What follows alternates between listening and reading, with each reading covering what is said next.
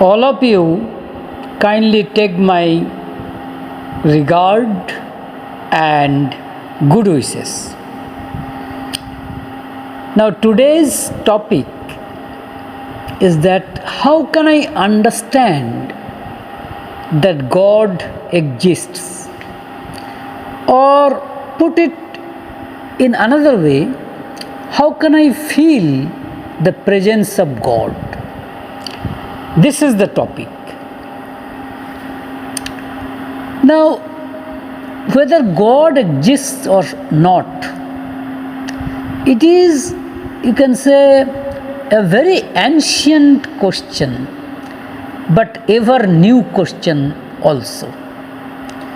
And that this question lasts for so long is itself a testimony that this question has got definite relevance.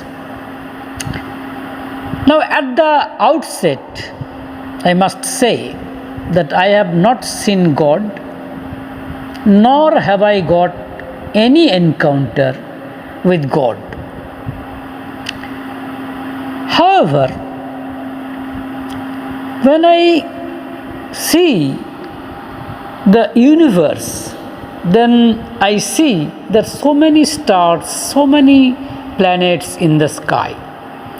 And our earth is just a, planet of the star sun out of innumerable, stars. So, this is actually a world, you can say, which has no ends. And we can call it as Macrocosm. And myself is very small in comparison to the whole universe. So I may consider myself as Microcosm.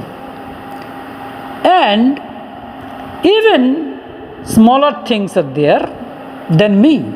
For example, atoms and molecules.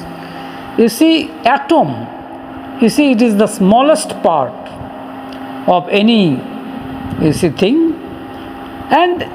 But the universe, if we consider the universe, there is a macrocosm. And if we consider the atom, that is microcosm. There is a commonness. That is, there is a nucleus, and around which, for example, here sun is the nucleus, around which planets are revolving. Similar is the case in case of atom also. In the atom we see that though it is very small, but still there is an universe within. You see, there is a nucleus at the center, and encircling the nucleus there are electron cells. And you see, if we see that there is a strict discipline, going on, both in the macrocosm as well as in the microcosm. There is absolutely no chaos. Perfect cosmos, I can say. Now, how all these are possible? You see, slightest deviation of this discipline may lead to disaster. So, we are talking about whether God exists or not in awakening state only. And we are talking all the, arguments, all the reasons only in my awakening state. But besides my awakening state, there are other two states also. That is the dream state and deep sleep state. You see, in deep sleep state, for example, we are absolutely like dead person.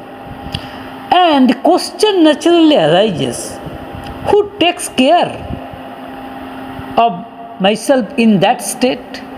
So, at least we cannot ignore those two states also. For example, you see those famous persons or eminent person, do they know that they are such and such persons during their deep sleep state? No. So therefore, everyone is helpless. Everyone, you see, is really helpless. So in this situation, I must consider that someone is there. Someone is there who is controlling the macrocosm, the microcosm, and also all the creations of the universe. For example, I think at least someone is there who takes care of myself during my dream state, also during my deep sleep state. So therefore, let us presume that someone is there, or you can say someone is there who controls the entire phenomenon. You see, the entire phenomenon, that is, who controls the whole universe. And let us consider that he is, you see, a person, that is, he is a formed person, and he is in human form. And our spirit, let us consider about the, you see, talkings of our spiritual scriptures. Our spiritual scriptures talk about the succession of Supreme Person or Purushottam. As you all know, Ram, Krishna, Buddha, Jesus Christ, etc. Now, they have one commonness. That is, all of them, you see, all of them actually, they actually convey this message that don't be satisfied with fleeting pleasure, with momentary pleasure. Try to achieve permanent pleasure. You see, try to achieve permanent delightment. Try to achieve eternal delightment. How? For example, Ram, he killed Ravana for his lust for sex, power, like that. That means when Ravana was so obsessed with his, you see, one sense organ, that is, you see, therefore, that is, Ravana had no control over his 5 sense organs. Again, Krishna, actually, he came for, as Gita says, for protection of the pious, the destruction of the evildoers, and establishing virtue. I manifest myself in every age. You see, there is a sloka in Gita. This is the sloka. There is paritranaya sadhunam vinashaya cha duskritam dharma samsthapanarthaya samnavami juge juge. This is the number 8th sloka of 4th chapter. Now, what does it mean, pious? You see, pious person, he or she, whatever you may call it, he tries to get the permanent delightment, permanent pleasure.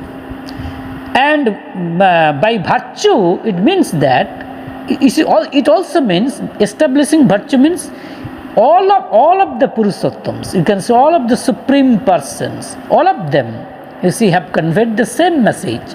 That is, try to control your 5 sense organs. You see, we have 5 sense organs, and we are really, you can say, we cannot really control our 5 sense organs, as you can easily understand. For example, someone is obsessed with, you see, sex, someone is obsessed with anger, someone is obsessed with enviness, such and such. So, but if we can control our 5 sense organs, definitely we will get pleasure. But that we are obsessed with some, you see, with some complex, it means that we are trying to get, you see, fleeting pleasure, momentary pleasure. And we think that this pleasure will delight me. But in reality, the fact is that we want to get permanent pleasure. It is our nature. We want to get permanent delightment. Now, you see, besides all these things, there is another thing. That is, if we see the, you see, life cycle of those Supreme Persons, then we see that Krishna, Lord Krishna had, you see, trance state. And during trance state, he stated the Gita, Bhagavad Gita. Now leave him. Coming to the very recent time, Ramakrishna Dev, he was also in the trance state several times. And while he was in trance state, that is samadhi state, his eyelid was motionless. You see, eyelids were both the eyelids were motionless, and he was just like dead person. And Dr. Mahendra Sarkar, the then renowned physician, he experimented Ramakrishna, and he found that he is he was dead person, but he was living. How is it possible? Again, coming to the most recent phenomenon, you see, during the case of Sri Thakur Anukula Chandra, you see, he had also trance. But you see, during trance, we see that his eyelids were also motionless. And not only that, he had no heartbeat, absolutely, he had no heartbeats. You see, no traces of life. In that condition, he uttered so many, you see, spiritual talkings, which are, you see, incorporated in holy book, you see, not only in Bengali, but also in English, and also in host of other languages.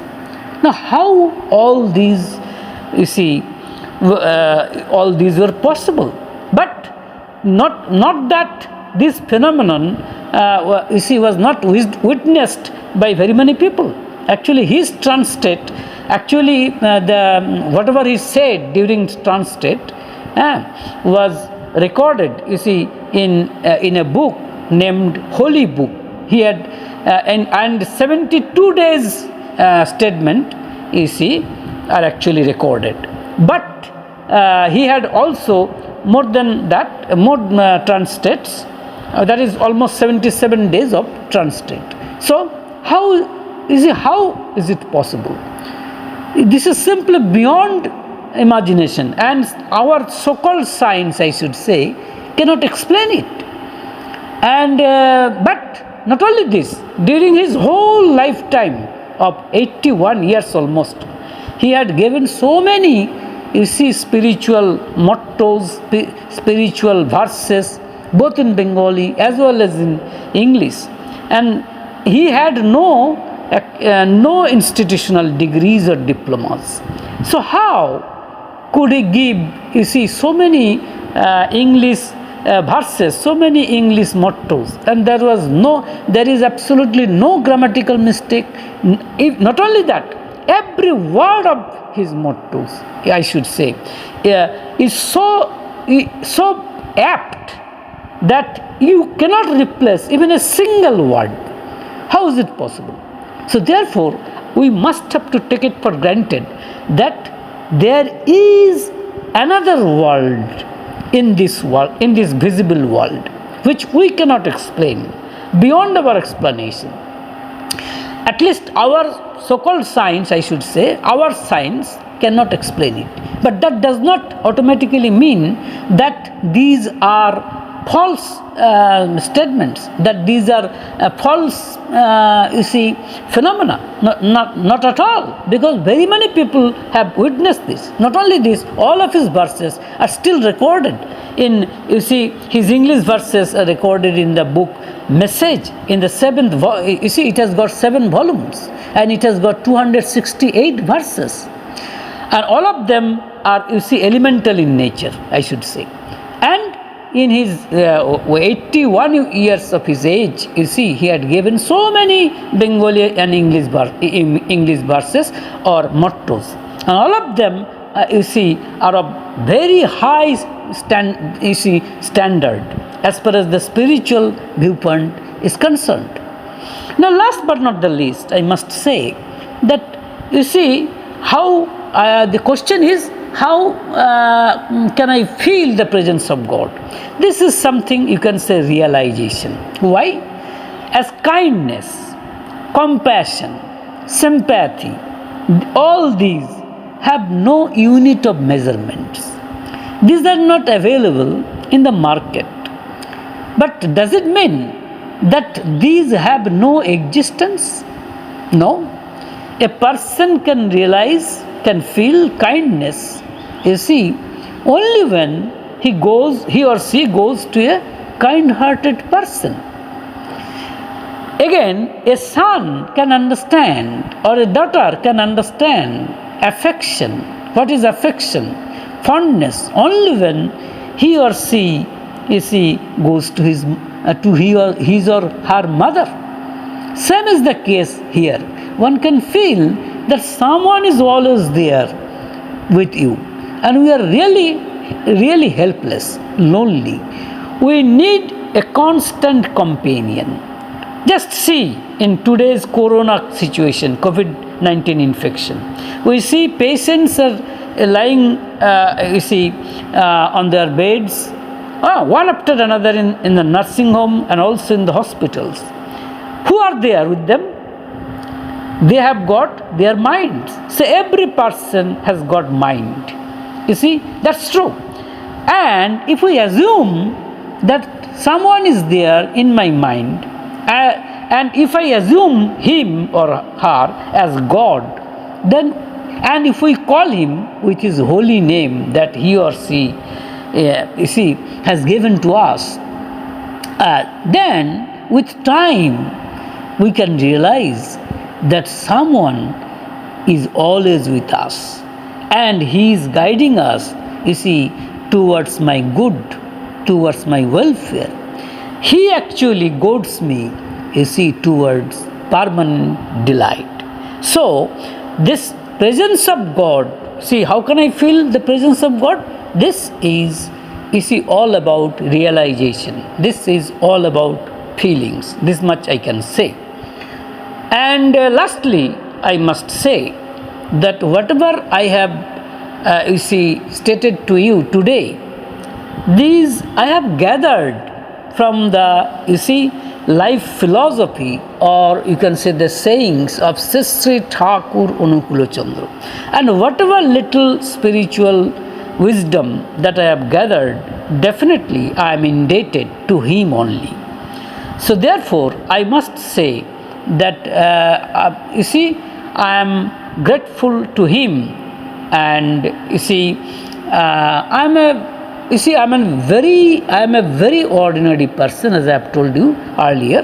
And if you differ from my sayings, you are at liberty to do so. But please do comment so that I can be richer in my knowledge, and I will be grateful to you if you comment on this deliberation. Live in love.